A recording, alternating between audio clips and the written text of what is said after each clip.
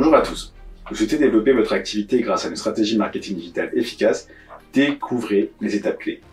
Tout d'abord, commencez par définir un objectif clair et précis.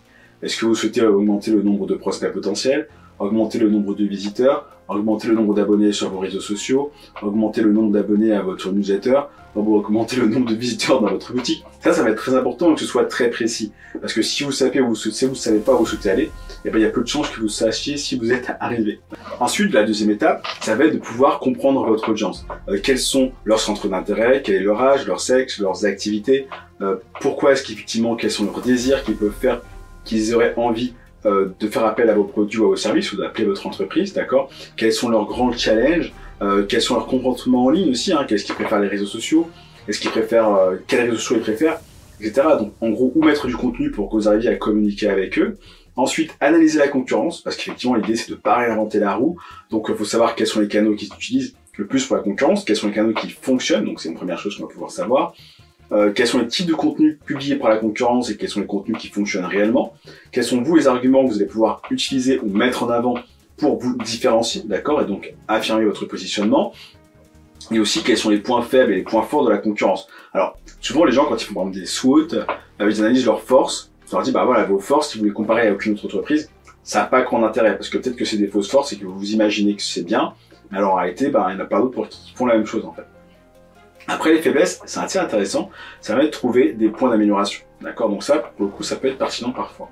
Ensuite seulement, vous allez pouvoir définir votre stratégie, définir comment vous allez commencer, dans quel ordre vous allez mettre en place votre message, développer votre force de valeur, comment vous allez démontrer, grâce à des vidéos, grâce à des photos, grâce à du texte, d'accord, qui pourrait être repris sur les réseaux sociaux. Ça peut être la production d'articles, de contenus qui vont être référencés sur les moteurs de recherche, donc on appelle aussi le SEO. Ça peut être des emailing personnalisés, donc récupérer des emails pour essayer de nourrir votre communauté et leur apporter des informations qui leur prouvent que vous êtes expert ou que votre produit ou service est le meilleur. Ou encore tout simplement la publicité digitale, d'accord? Là vous allez pouvoir faire des publicités ciblées, mais faut quand même que ce soit rentre dans le cadre d'une stratégie de contenu idéalement, d'accord?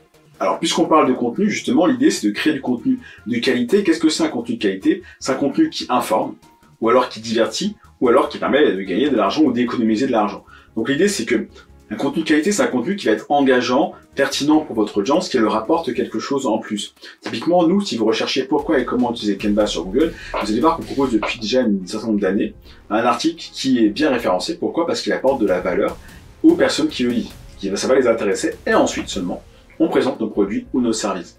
Donc ça peut être des articles de blog, ça peut être des vidéos, ça peut être des infographies, ça peut être des webinaires, d'accord? Un certain nombre de choses, comme ça, des livres blancs aussi, c'est bien apprécié.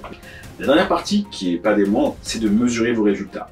Sur le digital, sur le web, on a la chance de pouvoir suivre, tracer les performances, donc le nombre de likes, de commentaires, d'abonnés, de visites, de temps de participation, de temps de lecture.